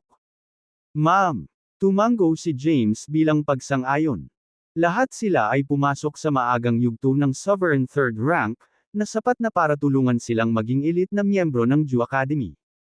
Hindi nagtagal, nakarating sila sa harap ng isa pang pader ng liwanag na naglalaman ng magkaibang porma sayon. Nagtanong si King Marci tungkol saan ba ito? Sumagot si James, ang pagsubok na ito ay isang pagtatasa sa kapangyarihan ng kaluluwa ng mga cultivator. Ang mga cultivator na nagtataglay ng sapat na dami ng kapangyarihan ng kaluluwa ay makakadaan. Si James at ang kanyang mga kasama ay bawat isa ay nagtataglay ng mahuhusay na kapangyarihan ng kaluluwa. Sa makatuwid, ang paglipat sa ikatlong pader ay madali para sa kanila. Sa kabaligtaran, maraming mga kultibado ang hindi nagtagumpay sa pagsubok na iyon dahil karamihan sa kanila ay napabayan ang kahalagahan ng pagpapaunlad at pagpapaunlad ng kanilang kapangyarihan sa kaluluwa. Sa halip, ang mga taong iyon ay nakatuon lamang sa kanilang kultibasyon na pagsasanay. Sa kalaunan, nalampasan ito ng koponan ni James at ilang iba pang grupo sa unang 3 pagsubok at nagtagumpay na maging mga miyembro ng mababang ranggo ng Jew Academy. Biglang, ang mga kalahok ay natagpuan ang kanilang mga sarili na inilipat sa isang bagong kapaligiran. Lahat sila ay dumating sa isang lugar malapit sa isang mataas na bundok. Whoosh! Noon lang, isang matandang lalaki na nakasuot ng kulay abong balabal na nakasuot sa tuktok ng bundok. Ang lalaki ay may isang matalinong air tungkol sa kanya. Isang malakas na tawa ang pinakawalan niya. Congratulations sa inyong lahat na nakalampas sa unang 3 pagsubok. Officially member na kayo ng Jew Academy. Kinikilala namin ang bawat isa sa inyo bilang aming mababang ranggo na mga disipulo. Para sa inyo na gustong maging regular na miyembro o elite na miyembro, kailangan ninyong magsumikap. Umalangaw-ngaw ang boses ng lalaki sa paligid. Sigurado akong makikita ninyong lahat ang bundok na ito sa harapan ninyo. Ang natitira pang 6 na pagsusulit ay isasagawa sa bundok na ito, at ang mga kalahok ay kinakailangan na makarating sa tuktok ng bundok. Ang oras na ibinibigay ay 10,000 taon. Gayun din, ang unang taong makakarating sa tuktok ng bundok ay makakatanggap ng isang espesyal na gantimpala. Ang mga nilalaman ng gantimpala ay pananatiling lihim sa ngayon. Gayunpaman, tandaan mo na ang gantimpala na iniaalok sa amin, ang Jew Academy, ay hindi karaniwang gantimpala. Kabanata 5174. Tuldok. Ano? Nanlaki ang mga mata ni Haring Marcy Ice habang pinakikinggan ang anunsyo ng matanda. Magkakaroon sila ng natitirang 6 na pagsubok sa bundok bago nila. Bilang karagdagan, ang taong unang nakarating sa tuktok ng bundok ay mananalo ng dagdag, misteryosong gantimpala. Nakikita ng mga kalahok ang isang matangkad, napakalaking bundok sa harap ng kanilang mga mata. Mayroon lamang isang makitid na daanan patungo sa tuktok ng bundok na nakikita. Umiling si James. Wala akong masyadong masasabi tungkol sa bundok mula dito sa oras na ito. Mga kalahok, mangyaring maghanda sa pag-akyat sa bundok. Inanunsyo ng matanda sa matatag na boses, handa. Go! Sa isang iglap, hindi mabilang na mga magsasaka ang sumugod patungo sa bundok at nakarating sa base nito. Hindi tayo dapat mahuli. Agad na nabuo ni James ang kanyang mga kapangyarihan at nag-teleport sa parehong direksyon tulad ng iba pang mga kalahok. Dumating siya sa ibaba ng isang hagdanan sa susunod na sandali. Makitid ang hagdan mula sa kinatatayuan nila. Gayunpaman, nagulat si James nang makitang daan-daang libong metro ang lapad ng hagdan. Samantala, nagsimula nang umakyat sa hagdan ang iba pang kalahok. Habang ang ilan sa kanila ay mabilis at walang kahirap-hirap umakyat sa hagdanan, ang ilang mga magsasaka ay tila na freeze sa lugar. Sa sandaling ilagay nila ang dalawang paa sa unang hakbang, parang nakadikit ang kanilang mga paa sa sahig. Ang mga kalahok na iyon ay hindi makagalaw ng isang kalamnan kahit gaano pa nila sinubukan. Si James at ang kanyang koponan ay nagsimulang umakyat din sa hagdan. Naramdaman ni James ang napakaraming pressure na bumababa sa kanyang buong pagkatao sa pangalawang hakbang na ginawa niya. Parang kailangan niyang humarap sa bigat ng isang napakalaking planeta. Pagkatapos ng maikling paghinto, nakayanan ni James ang pressure at nagpatuloy sa pag-akyat sa hagdan. Katulad nito, si Haring Marcy Ice at ang iba pa ay mabilis na umayos sa presyon at tumakbo sa hagdan. Hindi nagtagal, nahabol ng team ni James ang mga kalahok na nangunguna. Ang mga pagsubok na ito ay mas madali kaysa naisip. Masayang sigaw ni Haring Marcy Ice sa mga miyembro ng kanyang pangkat. Hindi sila ganoon ka-challenging para sa amin. Ngumisi si Gurgen sa kanya. Makalipas ang ilang minuto, nakarating sila sa dulo ng hagdan at nakarating sa isang lugar na patag. Ang patag na lupa ay minarkahan ang pagtatapos ng ika-4 na pagsubok. Hindi nagtagal pagkatapos na dumaan ang mga kalahok sa patag na lupain, nakita nila ang isa pang pataas na daan sa harap nila. Ang landas ay tila katulad ng ibang landas sa bundok. Halos lahat ng kalahok ay nakatutok sa espesyal na gantimpala na inaalok sa pagtatapos ng mga pagsusulit na ito. Mabilis silang tumakbo patungo sa daanan ng bundok. Nang ang unang batch ng mga kalahok ay pumasok sa daanan ng bundok, maraming sword energies ang nabuo halos agad-agad upang bumuo ng isang komplikadong pormasayon. Gayunpaman, nagawa ng mga magsasaka na iyon na iwasan ang mga pag-atake at mag-navigate sa formation ng walang kahirap-hirap. Si James at ang kanyang koponan ay hindi rin nahirapan na lumipat sa pagbuo ng mga sword energies. Sa sandaling makalabas ang mga kalahok sa pormasayon, sinalubong sila ng tanawin ng dagat ng apoy. Nabigo ang isa sa mga kalahok na manatiling nakabantay at natama ng bowl ang apoy. Sobrang sunog ang balat ng lalaki kahit nakakaiba ang katawan nito. Nakita ng ibang kalahok ang nangyari sa lalaking iyon. Agad nilang isinaaktibo ang kanilang mga kapangyarihan upang bumuo ng isang matibay na proteksyon na hadlang sa paligid ng kanilang mga katawan. Pagkatapos, ang mga lalaking iyon ay nagpatuloy na sumulong sa dagat ng apoy. Umalis ka sa dinadaanan ko. Maya-maya pa ay itinaas ng isa sa mga lalaking iyon ang kanyang palad at pinasabog ang kanyang aura sa direksyon ng kalahok na tumatakbo sa kanyang harapan. Napansin ito ng nasa harapan, at mabilis siyang gumawa ng pag-atake bilang tugon. Boom! Nagkaroon ng malakas na pagsabog habang nagsasalpukan ang dalawang anyo ng enerhiya. Kabanata 5175. Ang ilang mga magsasaka ay nagsimulang umatake sa iba pang mga kalahok habang sila ay pumasok sa kalagitnaan ng bundok. Ang mga kalahok na ito ay halos nag-iisang magsasaka na sumama sa recruitment ng Jew Academy ng mag-isa. James, hindi ka ba lilipat sa harap ng karamihan at susubukan mong manalo sa unang pwesto?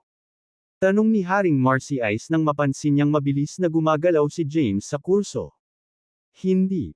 Walang pakialam na sagot ni James. Ang Jew Academy ay isa sa 10 pinaka-maimpluwensyang puwersa sa Central Plain. Maraming kilalang pamilya at angkan ang nagpadala ng kanilang mga miyembro para makilahok sa kaganapan ng akademya sa pagkakataong ito. Ang kanilang recruitment ay nakakakuha ng maraming atensyon sa iba't ibang mga eroplano ng pag-aerial. Gayunpaman, nais ni James na manatiling hindi mahalata. Binago niya ang kanyang hitsura at aura. Gayunpaman, maaaring mahuli ni James ang hindi gustong atensyon kung masyado siyang namumukod tangi sa iba pang mga kalahok. Maaari siyang makaharap ng ilang mga problema kung may susuriin ang kanyang background at matuklasan ang pagkakakilanlan ni James. Ang landas sa bundok ay lumago ng mas matarik at mas mahirap habang ang mga kalahok ay lumipat sa mga kasunod na pagsubok. Sa kabutihang palad, ang natitirang mga pagsubok ay medyo simple para sa mga magsasaka na nakakuha ng napakahusay na kapangyarihan at kasanayan. Hindi nagtagal, dumating na ang ilang kalahok malapit sa tuktok ng bundok. Gayunpaman, ang mga taong iyon ay pinilit na huminto bago ang lokasyon para sa huling pagsubok.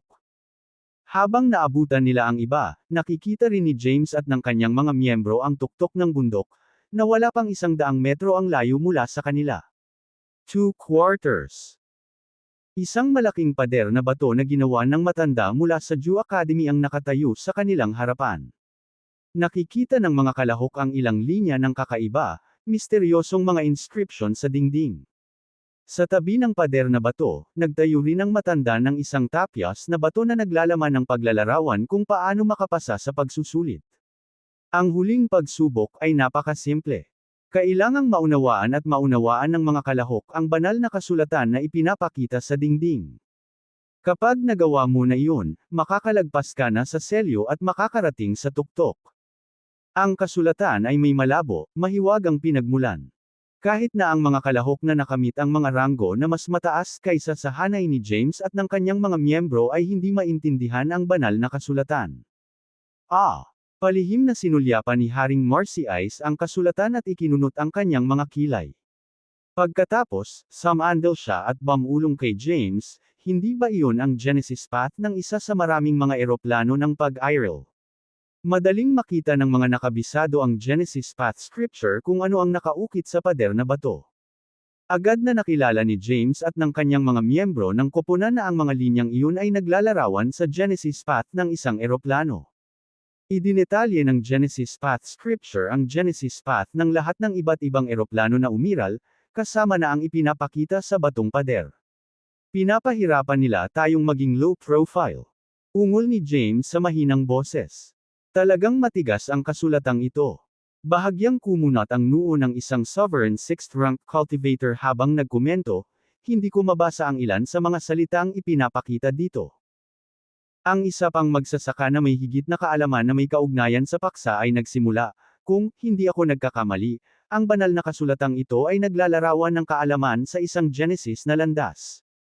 Ito ay malamang na ang Genesis path ng isang ikatlong antas ng eroplano o mga eroplano sa itaas ng antas na iyon. Genesis path. Mayroon kaming limitasyon sa oras na 10,000 taon upang makarating sa tuktok ng bundok. Ngayon, gusto nilang matutunan natin at maunawaan ang Genesis path ng mababang antas ng eroplano sa loob ng ganoong tagal. Hindi ba medyo mahirap yun? I guess we'll have to put in quite some effort to qualify as elite members of Jew Academy. Habang ang ilang kalahok ay abala sa pagtalakay sa mahirap na kasulatan, ilang mga magsasaka ang umupo sa lupa at nagsimulang tukuyin ang banal na kasulatan. Karamihan sa mga kalahok na nakarating hanggang dito sa proseso ng pagtatasa ay mahuhusay, makikinang na magsasaka. Maiintindihan at mauunawaan nila ang Genesis path kung magsisikap sila. Gayun din, ang mga kalahok ay maaaring mag-set up ng mga time formation at magkaroon ng mas maraming oras para magtrabaho sa pag-decipher ng kasulatan sa loob ng formation. Hindi tinukoy ng akademya ang anumang mga patakaran na pumipigil sa kanila na gawin iyon. Tumingin si Taran kay James. Ano sa tingin mo? Dapat ba nating tapusin ang pagsusulit? Maaaring maintindihan ni Taran ang Genesis path ng isang third level na eroplano sa loob lamang ng ilang araw. Sa totoo lang hindi ito mahirap na gawain para sa kanya. Dapat tayo. Bahagyang bumantong hininga si James. Nais niyang manatiling wala sa spotlight, ngunit ang tadhana ay laban sa kanya sa pagkakataong ito. Ang huling pagsubok ay para sa mga kalahok na maunawaan at maunawaan ang Genesis path ng isang eroplano. Ang akademya ay hindi hiniling sa kanila na master din ang Genesis path. Kung ang isang cultivator ay maaaring makabisado ang Genesis path ng isang eroplano, iyon ay gagawing Panginoon din ng partikular na eroplanong iyon. Gayunpaman, ang pagmaster ng isang Genesis path ay hindi madaling gawain sa kanyang sarili. Kabanata 5176. Sa paglipas ng panahon, parami ng parami ang mga kalahok na dumating sa lokasyon para sa ika-9 na pagsusulit. Karamihan sa kanila ay panandaliang tinatalakay sa iba pang mga magsasaka ang banal na kasulatan na makikita sa pader na bato. Pagkatapos, bawat isa ay humanap sila ng pwestong mauupuan at tumuon sa pag-aaral ng mga nilalaman ng banal na kasulatan. Tulad ng iba, si James at ang kanyang mga miyembro ay tahimik na nakaupo sa lupa at kumilos na parang sinusubukan din nilang maunawaan ang banal na kasulatan. Sa katotohanan, sila ay lihim na nakikipag-usap sa kanilang sarili. Ipinadala ni James ang kanyang boses sa mga miyembro ng kanyang koponan, napatingin ulit ako sa selyo na humaharang sa amin upang maabot ang tuktok. Mapagtanto na hindi natin kailangang tukuyin at alamin ang buong Genesis path. Ang pag-aaral lamang ng isang bahagi ng Genesis path ay sapat na para masira ng sinuman ang selyo. Si Taran at ang iba ay nakatingin din sa selyo. Dahil kabisado na nila ang Genesis path scripture, ilang sandali lang ang itinagal nila para maintindihan at matutunan ang kasulatang naka-display sa pader na bato. Matapos nilang subukang suriin ang selyo, si Taran at ang iba pa ay dumating sa parehong conclusion tulad ng ginawa ni James. Anong gagawin natin ngayon? Natutunan at naunawaan na natin ang Genesis path. Uupo na lang ba tayo dito at walang gagawin? Nagkaroon sila ng pagkakataong makapasok muna sa karera upang maabot ang tuktok ng bundok. Bukod dito, ang akademya ay magbibigay sa mananalo ng isang espesyal na gantimpala. Dapat nating obserbahan ang sitwasyon ng kaunti pa. Muli namang ipinadala ni James ang kanyang boses sa iba. Patuloy na nakuha ni James ang nakakabagabag na pakiramdam nang makita ang Genesis path na kasama sa pagtatasa para sa recruitment ng Jew Academy. Ang kaalaman sa Genesis path ay napakabihirang at mahalaga. Kinakatawan nito ang kakanyahan ng isang eroplano. Karaniwan, ang mga Panginoon lamang ng bawat eroplano ng pag-aerial ang nagtataglay ng kaalaman. Bihira nilang ibahagi o ihayag ang kaalamang iyon sa iba. Kamakailan lamang, ginamit ni James ang kapangyarihan ng Genesis path scripture at hindi sinasadyang nalik ang kanyang aura. Maaaring nakita ito ng ilang magsasaka. Gayunpaman, hindi nila matiyak kung ito ay kay James o kung ito ay nagmula sa ibang nilalang na nagmana ng kanyang pamana. Kaya naman, hindi maiwasan ni James na maghinala na ang Genesis path na ipinakita sa kanila ay maaaring gawan ng isa sa mga magsasaka na iyon. Kung si James o ang isang taong kamag-anak niya ay nakibahagi sa recruitment, madali nilang malulutas at matututuhan ang banal na kasulatan na ipinakita sa huling pagsusulit. Sa ganoong paraan, mapapatunayan ng mga magsasaka na iyon ang kanilang hinala. Kaya naman inutusan ni James ang kanyang mga miyembro na manatili muna pansamantala. Sa halip na pag-aralan ang banal na kasulatan, ang grupo nila ay tumutok sa kanilang paglilinang. Sa isang kisap mata, ilang libong taon na ang lumipas.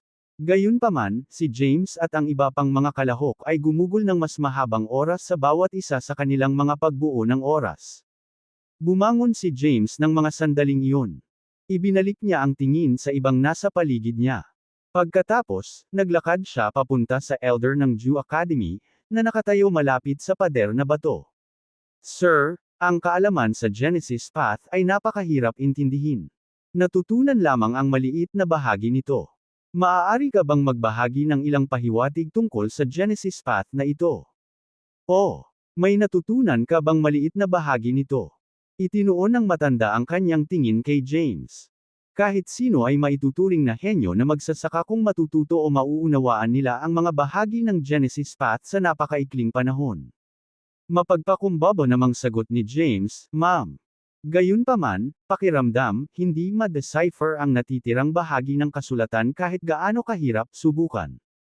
Iyon ang dahilan kung bakit nagpasya akong huminto sa pagsubok at kunin ang iyong payo sa halip. Hinaplos ng matanda ang kanyang kulay abong balbas. Hindi ako makapagbabahagi ng anumang pahiwatig sa iyo. Nasa iyo kung gusto mong sumuko o patuloy na subukang unawain ang banal na kasulatan. Sige. Sumagot si James, titingnan ko ng mabuti ang selyo. Pumunta siya sa harang ng selyo at nagkunwaring pinag-aaralan sandali ang istruktura. Pagkatapos, gumawa si James ng ilang inscription at inilagay ito malapit sa hadlang ng selyo. Habang ang mga inscription ay sumanib sa hadlang, dahan-daang lumitaw ang isang bitik sa hadlang sa harap ni James. Mukhang nagulat si James nang ngumiti siya ng malapad at humakbang sa barrier. Kabanata 5177. Si James ang naging unang tao na bumasag ng selyo at nakarating sa tuktok ng bundok. Natapos na niya ang lahat ng siyam na pagsusulit at unang pumasok para sa pagtatasa. Sa kabilang banda, ang mga miyembro ng kanyang koponan ay nanatili sa kanilang mga pwesto at kumilos na parang sinusubukan pa rin nilang maunawaan ang banal na kasulatan. Napag-usapan at napagkasunduan ng grupo nila ang kasalukuyang kaayusan noon pa man. Matapos maipasa ni James ang pagsusulit, ang iba sa kanila ay isa-isang kukumplito sa huling pagsusulit sa iba't ibang agwat ng oras upang gawin itong mas natural. Naintriga ang iba pang mga kalahok nang makita nilang nagtagumpay si James na masira ang selyo at makumplito ang huling pagsubok. Sino ang lalaking iyon? Saang grupo ba siya kabilang? Nagawa niyang maunawaan at matutunan ang Genesis Path ng isang eroplano sa loob ng maikling panahon. Ang mga kalahok ay nakatuon sa pag-aaral at pag-unawa sa mga nilalaman ng banal na kasulatan. Hindi nila napagtanto na hindi nila kailangang pag-aralan ang buong banal na kasulatan para masira ang selyo. Pagkaraan ng ilang sandali, tumayo si Haring Marciais at humakbang patungo sa harang ng selyo. Gumawa siya ng butas sa barrier at tinungo ang tuktok ng bundok. Kasunod nito, pareho ang ginawa ni Gaius, Virgin, at Taran sa iba't ibang panahon. Sa kalaunan, nakuha nilang 5 ang nangungunang 5 pwesto sa unang pagkumpleto ng lahat ng siyam na pagsusulit. Isang malaki at malawak na arena ang makikita sa tuktok ng bundok. Ang arena ay protektado ng isang makapangyarihan, misteryosong porma sayon. Napagtanto ni James at ng kanyang mga miyembro na hindi sila makapasok sa arena dahil sa formation. Dahil wala ng karagdagang tagubilin kung ano ang dapat nilang gawin ngayon, nagpasya ang koponan ni James na matyagang maghintay para sa susunod na anunsyo ng akademya. Napakahusay ng pagganap ng mga magsasaka ng tao. Nakangiting komento ni Zimmel, napagtanto nila na hindi nila matatapos ang pag-decipher sa buong kasulatan sa loob ng takdang oras. Kaya't nagpasya silang huwag nang mag-aksaya pa ng oras at sinubukang sirain ang selyo. Alamin kung saan nanggaling ang mga lalaking ito. Itinuro ni Jorah ang isa sa kanyang mga alagad. Ang akademya ay gumawa ng talaan ng lahat ng personal na impormasyon ng mga bisita bago nila pinayagan ang mga tagalabas sa Jew Universe. Di nagtagal, nakita na nila ang impormasyong nagpapakita ng background ng team ni James.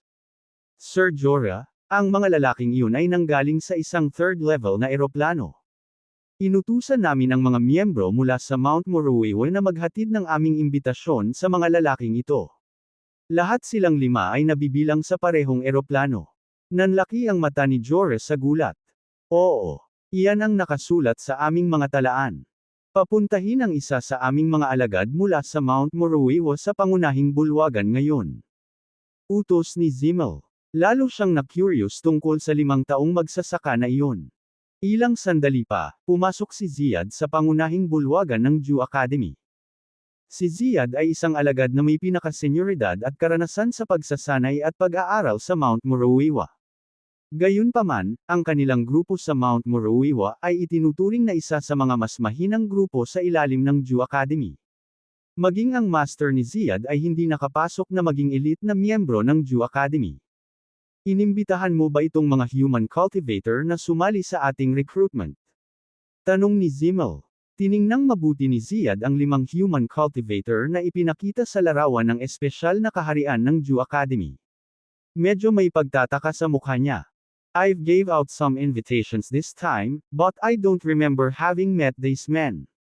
Itinaas ni Zimmel ang kanyang kamay at pinagmasdan ang invitation card ni James. Naalala pa ni Ziyad ang code number ng mga imbitasyon na personal niyang inihatid. Tama iyan. Isa ito sa mga invitation card na ipinamigay ko. Sabihin sa amin kung ano ang nangyari sa eroplanong ito. Naiintindihan. Nagpatuloy si Ziyad, ang mga magsasaka na natagpuan sa eroplanong ito ay medyo mahina. Wala akong makitang anumang nilalang na may mga ranggo na mas mataas sa sovereign rank sa loob ng eroplanong iyon.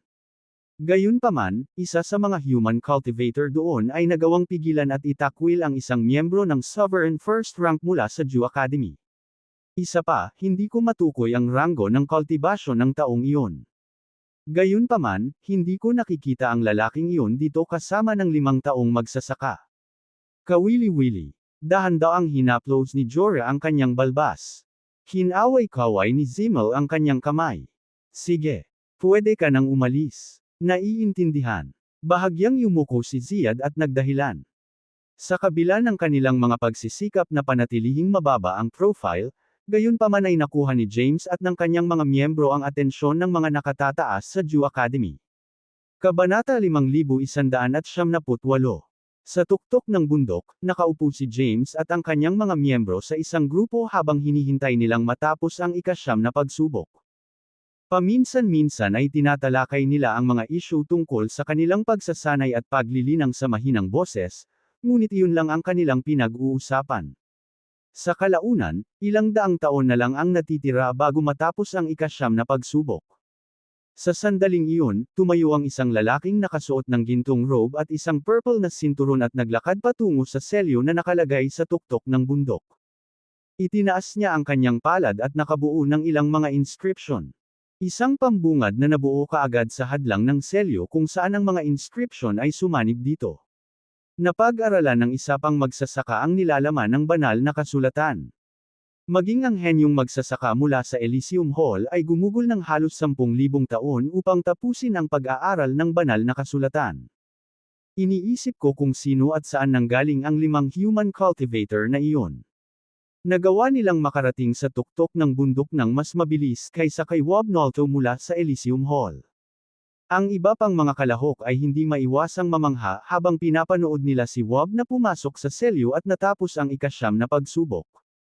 Matapos niyang madaanan ang harang ng selyo, naglakad si Wob papunta sa grupo ni James. Bahagya siyang tumango at ngumiti ng matamis. Ako si Wob Nolto mula sa Elysium Hall. Pwede ko bang itanong kung saan galing ang grupo niyo?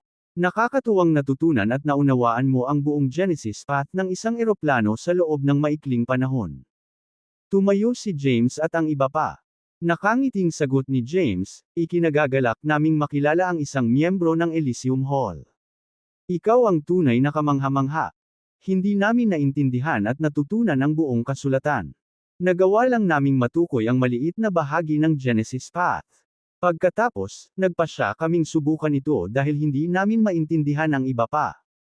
Sa kabutihang palad, kailangan mo lang matutunan ang bahagi ng banal na kasulatan para masira ang selyo. Nagsalubong ang kilay ni Wob habang pinakikinggan ang sinabi ni James. Naisip niya na si James at ang kanyang mga miyembro ay nakatataas, may kakayahang magsasaka.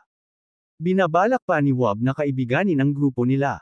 Gayunpaman, nagbago ang isip ni Wob nang marinig niya ang paliwanag ni James. Ang kanyang ekspresyon ay tumigas sa isang malamig na pagwawalang bahala. Walang sabi-sabi, lumingon siya at nakakita ng lugar na mas malayo sa team ni James. Pagkatapos, naupo siya sa lupa nang hindi sila tinitigan. Medyo nakakahiya siya. Bulong ni Haring Marcy ay sa mahinang boses. Gayunpaman, hindi naabala si James sa reaksyon ni Wob. Dahil pinapanatili ng Sailcast sa paligid ng tuktok ng bundok ang lahat ng tunog sa loob, hindi narinig ng mga kalahok sa labas ang palitan nina James at Wob. Lahat sila ay nagsusumikap pa rin sa pag-decipher ng banal na kasulatan na naglalarawan sa Genesis Path. Di nagtagal, natutunan ng isa pang kalahok ang buong Genesis Path at natapos ang huling pagsubok. Sa pagkakataong ito ay isang napakarilag na babae na nakasuot ng puting damit na dumaan sa harang ng selyo. Sino ang babaeng iyon? Nakadikit ang mga mata ni Haring Marcy ay sa ginang habang lubos itong natulala sa kagandahan nito. 49, ano ang gagawin ko tungkol sa kaba sa dibdib ko? Napahawak si Haring Marcy ay sa kanyang dibdib. Ang bilis ng tibok ng puso ko ngayon. Tanungin mo na lang ang pangalan niya kung gusto mo siya. Pinilit ni Taran. I don't have the guts to do it. Umiling si Haring Marcy Ice, na kilala rin bilang Zavas. Naglalabas siya ng aura na hindi bababa sa Petite Celestial rank. Nakamit ko lang ang Sovereign Third rank. Magkaiba kami sa mga tuntunin ng aming mga kapangyarihan at ranggo ng paglilinang. Tama siya. Napatingin si James sa babae. Siya ay isang mahuhusay na magsasaka mula sa Jernija Valley. Ang Jernija Valley ay isa sa 10 dakilang puwersa na kasalukuyang aktibo sa Central Plain. Nakuha ni James ang lahat ng pinakabagong impormasyon na mahahanap niya tungkol sa Central Plain. Kaya, alam na niya ang tungkol sa nakatataas at makapangyarihang mga magsasaka na nagmula sa Central Plain. Walang paraan para mapahangako ang isang tao mula sa isa sa 10 dakilang puwersa. Iniyuko ni Zavas ang kanyang ulo ng malungkot. Narinig ni Sevara Lame, ang ginang mula sa Jernija Valley ang pag-uusap ni James at ng kanyang mga miyembro. Saglit lang siyang tumingin sa direksyon nila at tahimik na tumayo sa gilid. Hindi nagtagal pagkatapos na pumasok si Sevara sa lugar sa loob ng selyo, natapos din ng isa pang magsasaka ang pag-decipher sa buong kasulatan. Kabanata 5179. Ang lalaking iyon ay isa ring Petite Celestial rank cultivator. Siya ay kabilang sa isa pa sa 10 dakilang puwersa. Sa paglipas ng panahon, ang ilan pang mga magsasaka ay nagawang masira ang selyo at makapasok sa lugar ng tuktok ng bundok. Naunawaan at natutunan ng mga kalahok na iyon ang buong Genesis Path na ipinakita sa banal na kasulatan. Si James at ang kanyang mga miyembro ay may ganap na pag-unawa sa Genesis Path. Gayunpaman, sasabihin nila sa sinumang lumapit sa kanila na naunawaan lamang nila ang isang maliit na bahagi ng banal na kasulatan. Maya-maya, dumating na rin sina Aurelius at Zemira sa tuktok ng bundok. Nagsalubong ang mga kilay ng mga miyembro ng koponan ni James habang pinagmamasdan nila ang parami ng paraming mga cultivator ng Petite Celestial rank na papasok sa lugar na nasa ilalim ng selyo. Hindi ko inaasahan na ganito karaming cultivator ang makakapasa sa ika-9 na pagsubok. Higit pa rito, lahat sila ay mga Petite Celestial rank cultivator. Ang kanilang mga kapangyarihan at kasanayan ay nasa ibang liga. Mga kakumpetensya, sabi ni Gurgen sa tonong panghinaan ng loob. Gusto mo bang manalo sa unang pwesto? Napatingin si James sa kanila. Oo naman. Sumagot si Zavas, ito ay isang pagtatasa na hawak ng Jew Academy para sa kanilang recruitment ng mga miyembro. Sikat tayo kung mananalo tayo sa unang pwesto sa assessment. Sumang-ayon si Gaius, tama siya. Ang kaganapang ito ay nakakuha ng maraming pansin, pagkatapos ng lahat. Tinanong ni Taran, 49, sa palagay mo ba ay may pagkakataon tayo dito? Nakatitig silang apat kay James. Mula nang dumating sila sa Central Plain, palagi silang ginulat ni James sa kanyang kaalaman at pagiging maparaan. Baka may pagkakataon tayong manalo. Tumugon si James pagkatapos ng ilang sandali ng pagsasaalang-alang, mayroong ilang mga diskarte na maaari nating subukan. Gayunpaman, ang pinakasimpleng paraan para manalo tayo ay sa pamamagitan ng paggamit ng mga pormasayon. Kung magtutulungan tayong 5, dapat nating talunin ang mga Petit Celestial Rank Cultivator na iyon. Palihim na sinulyapan ni James ang iba pang kalahok. Pagkatapos, umupo siya sa isang posisyong nakaupo at ipinadala ang kanyang boses sa mga miyembro ng kanyang koponan. Give me a moment. I'll come up with a formation na magagamit natin. Bilang tagapagtatag ng Supremacium, natutunan at pinagkadalubhasaan ni James ang iba't ibang kasanayan at pormasayon sa kanyang nakaraang buhay. Gayunpaman, ang kanyang kasalukuyang sitwasyon ay hindi nagpapahintulot sa kanya na gamitin ang mga kilalang, mapanirang pormasayon. Sa halip, kailangang mabilis na makabuo si James ng isang makapangyarihang pormasayon na hindi masyadong mahirap para kay Gaius at ng iba pa na matutuhan at makabisado sa loob ng maikling oras na natitira nila. Pumikit si James. Pagkatapos, itinuon niya ang kanyang konsentrasyon sa pagbuo ng ilang mga inscription na nagmula sa Genesis Path Scripture sa kanyang isipan. Habang ang mga inscription iyon ay pinagsama-sama at binago ng ilang beses, sa kalaunan ay gumawa si James ng isang bagong pormasayon na may kahanga-hanga, makapangyarihang mapanirang puwersa. Isang malabong ngiti ang sumilay sa kanyang mukha nang muling imulat ni James ang kanyang mga mata. Pagkatapos, mabilis na ipinadala ni James ang mga detalye ng pagbuo sa mga miyembro ng kanyang koponan. Matapos makinig sa mga tagubilin ni James tungkol sa bagong formation, umupo si Zavus at ang iba pa at nagsimulang magtrabaho sa pag-aaral at pagmaster ng formation. Sa wakas, ang oras na pinapayagan para sa mga kalahok na makumplito ang lahat ng 9 na pagsusulit ay natapos na. Ang matanda na nagbabantay sa tabi ng pader na bato ay tumingin sa mga kalahok sa harap niya at sinabi, "Sa totoo lang, hindi ganoon kahirap na dumaan sa selyong ito. Kailangan mo lang matutunan at maunawaan ang bahagi ng banal na kasulatan para masira ang selyo. Napaka-inflexible ng grupo nyo."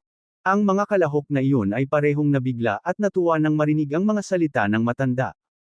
Huminto sila sa pag-aaral ng banal na kasulatan at pumunta sa hadlang ng selyo. Halos lahat sila ay nakagawa ng isang paglabag sa harang ng selyo at sabay-sabay na pumasok sa lugar sa loob. Bakas sa mukha ni James ang pagtataka. Bulong niya sa sarili, "Hindi ko nakita na darating."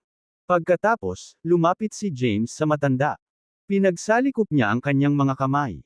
"Sir, nabanggit mo na ang unang taong makakarating sa tuktok ng bundok ay makakatanggap ng mahiwagang gantimpala. Ngayong tapos na ang mga pagsusulit, oras na ba para kunin ko ang aking premyo?" Kabanata 5200. Walang ideya si James kung ano ang iaalok sa kanya bilang pabuya sa unang pagtapos ng 9 na pagsusulit. Gayunpaman, ang pinaka-kailangan ni James ay ang mga bagay o mapagkukunan upang makatulong sa kanyang pagsasanay sa paglilinang. Alam ni James na ang Jew Academy ay magkakaroon ng akses sa halos walang limitasyong dami ng mga mapagkukunan. Sa makatuwid, gusto niyang subukan at hilingin ang mga mapagkukunang iyon bilang gantimpala. Diretsyong tanong ni James, "Sir, can I ask for something that I need?" "Oh." Naningkit ang mata ng matanda habang nakatingin kay James. Ang lalaki ay isang respetadong elder mula sa Jew Academy na nagngangalang Salvius Bergen. Siya ang namamahala sa pangangalap ng mga bagong miyembro para sa akademya sa pagkakataong ito. Si Salvius ay isa ring karampatang cultivator na ang cultivation rank ay umabot sa maagang yugto ng martial celestial rank. Bahagya siyang ngumiti at nagtanong, "Ano ba ang kailangan mo?" Sumagot si James nang walang kaunting pag-aalinlangan, "Kailangan ko ng mga mapagkukunan upang makatulong sa aking pagsasanay at paglilinang. Alam ko na ang Jew Academy ay may kontrol sa maraming eroplano, na kinabibilangan ng ilang ikawalong antas ng eroplano. Kailangan ko ang mga mapagkukunan mula sa isa sa mga ikawalong antas ng eroplano para sa isang entrepot." "Ano?" Nanlaki ang mga mata ni Salvius sa gulat. He bellowed at James, "You dared to ask for something like that? Samantala, narinig ni Zimmel at Jorah ang sinabi ni James mula sa main hall ng Jew Academy. Tumawa si Zimmel. Medyo kawili-wili ang taong magsasaka na iyon. Sumang-ayon si Jorah, sinabing, "Ma'am, humihingi siya sa amin ng halaga ng resources ng isang entrepot mula sa isang ikawalong antas ng eroplano. Alam ba niya kung gaano karami ang Empyrean herb? Sana kahit papaano ay hindi makumbinsi si Sir Salvius sa lalaking iyon. Hindi siya dapat pumayag sa kahilingan na iyon." Ang iba pang matatanda ng Jew Academy ay mahigpit na tumutol sa kahilingan ni James. Gayunpaman, walang paraan para bigyan sila ng babala kay Salvius dahil lahat sila ay naghihintay sa labas ng mundo. Katulad nito, ang iba pang mga kalahok ay natuwa at nagulat nang marinig ang kahilingan ni James. Ang mga mapagkukunan ng isang ikawalong antas ng eroplano hanggat isang entrepot ay sapat. 3/4 na upang mapanatili at mapahusay ang ilang pagsasanay ng mga magsasaka. Halos hindi sila makapaniwala na ang isang human cultivator na nakamit lamang ang sovereign third rank ay gagawa ng hindi maisip na kahilingan. Pagkaraan ng maikling paghinto, tumawa si Aurelius. Talagang walang takot siya. Ang Jew Academy ay mayroon lamang ilang mga ikawalong antas ng eroplano sa ilalim ng kanilang utos. Ni minsan ay hindi nila naibigay ang sinuman sa kanilang mga disipulo ng ganoong halaga ng mga mapagkukunan mula noong sila ay itinatag. Habang ang ibang mga kalahok ay same time na nag-uusap tungkol sa nakakagulat na kahilingan na iyon, ang mga miyembro ng koponan ni James ay tahimik na nakatingin kay James sa pagtataka. Natigilan din sila sa biglaang hiling ni James. Inayos ni Salvius si James ng matinding titig. Hinaplos niya ang kanyang balbas. Same time mong iniisip na mayroon ka kung ano ang kinakailangan upang kumbansihin kami, ang Jew Academy, na magbigay ng ganoong karaming mapagkukunan upang makatulong sa iyong pagsasanay. Oo naman.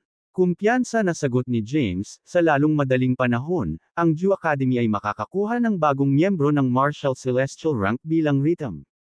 Bahagyang tumawa si Salvius. Bakit ako maniniwala? Well, ako ang unang nakatapos ng lahat ng 9 na pagsusulit. Ang swerte mo. Gayunpaman, ako ang unang taong nakatapos ng mga pagsusulit. Nagpatuloy sa pagtatalo ang dalawa.